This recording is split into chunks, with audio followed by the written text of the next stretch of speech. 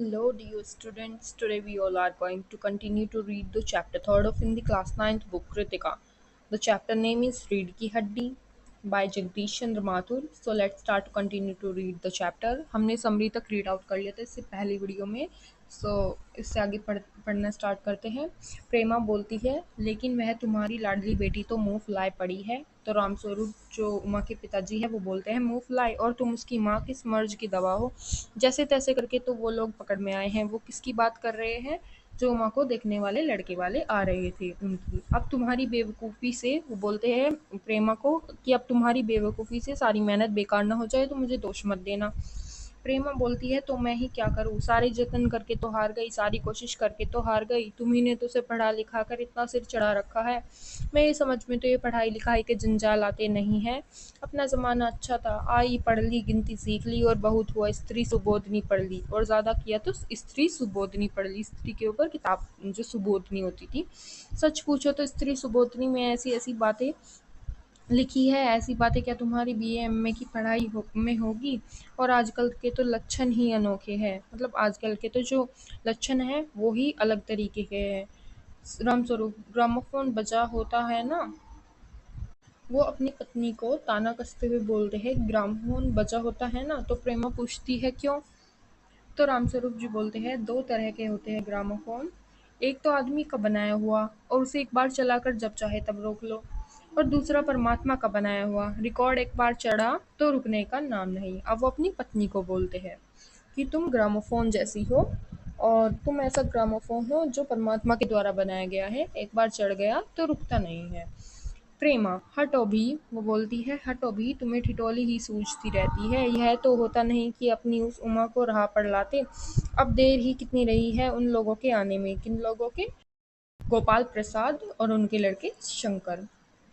रामस्वरूप बोलते हैं, तो हुआ क्या? प्रेमा बोलती है, तुम्ही ने तो कहा था जरा ठीक ठाक करके नीचे लाना. आजकल की तो लड़की कितनी ही सुंदर हो, बिना टिम टाम के भला कौन पूछता है. इसी मारे तो मैंने पाउडर वाउडर उसके सामने रखा था. पर उसे तो इन चीज़ों से ना जाने किस जन्म की नफरत है. मेरा कहना था कि आंचल में मुंह लपेट कर लेट गई. भाई मैं बाज आई तुम्हारी इस लड़की से.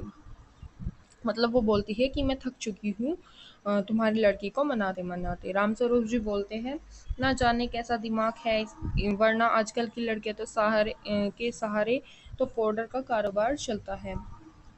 प्रेमा बोलती है, अरे मैंने तो पहले ही कहा था, एंट्रेंस पास करा देते हैं. अपने हाथ रहती और इतनी परेशानी न उठानी पड़ती. पर तुम तो, रामस्वरूप जी बात काटकर चुप चुप दरवाजे में झांकते हुए, तुम्हें कतई भी अपनी जबान पर काबू नहीं है. कल ही बता दिया था कि उन सब लोगों के सामने जिक्र और ढंग से होगा, मगर तुम तो अभी से सब कुछ उगल देती. उनके आने तक तो ना जाने क्या हाल करोगी. वो अपनी पत्नी प्रेमा से बोलते हैं. प्रेमा बोलती है, अच्छा बाबा, मैं न बोलूँगी, जैसी तुम्हारी मर्जी हो करना, बस मुझे तो मेरा काम बता दो. रामस्वरूप जी बोलते हैं,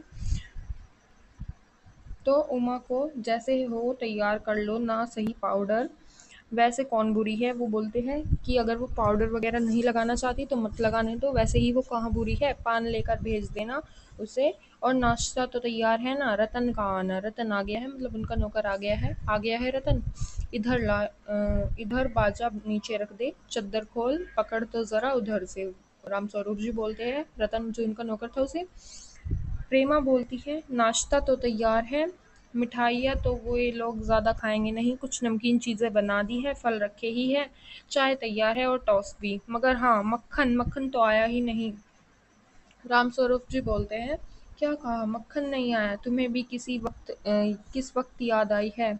जानती हो कि मक्खन वाले की दुकान दूर है, पर तुम्हें तो ठीक वक्त पर कोई बात सूझती ही नहीं. अब बताओ रतन, मक्खन लाए कि यहाँ काम करे. दफ्तर के चपरासी से कहा था आने तक, सो नखरों के मारे. यहाँ का काम कौन ज़्यादा है?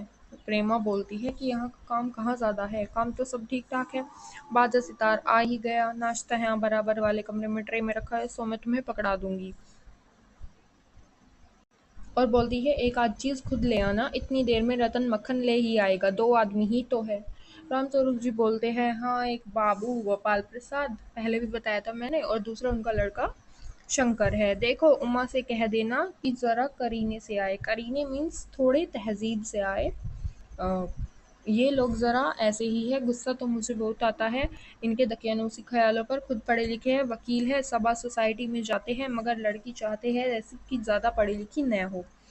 और प्रेमा बोलती है, और लड़का लड़का क्या चाहता है? रामस्वरूप जी बोलते हैं, बताया तो बाप शेर है तो लड़का सवा शेर। बीएससी के बाद लखनऊ में ही तो पढ़ता है, मेडिकल कॉलेज में। कहता है शादी का सवाल दूसरा है, तालीम का दूसरा।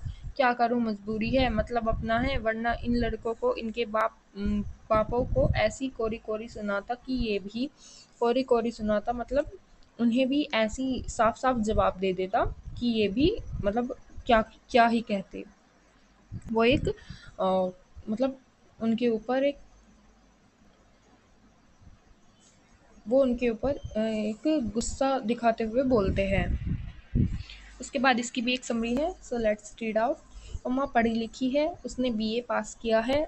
उसके माता पिता को उसके विवाह की चिंता है। बड़ी मुश्किल से उन्होंने एक लड़का ढूंढा है। शंकर एमबीबीएस का छात्र है। शंकर नाम का एक लड़का ढूंढा है, वो एमबीबीएस का छात्र है। वह और उसके पिता उमा को देखने के लिए रामस्वरूप के घर पर आने वाले हैं। रामस्वरूप और उसकी पत्नी घर को सजाने तथा तैयारी में लगे हैं।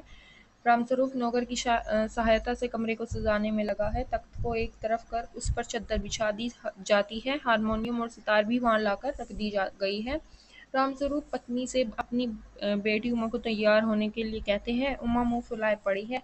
वह पाउडर वगैरह लगाकर सजने धजने या फिर तैयार होने के लिए तैयार नहीं है। सो स्टूडेंट्स, इस वीडियो में इतना ही। अब हम कंटिन्यू करेंगे नेक्स्ट वीडियो में। So thank you for watching.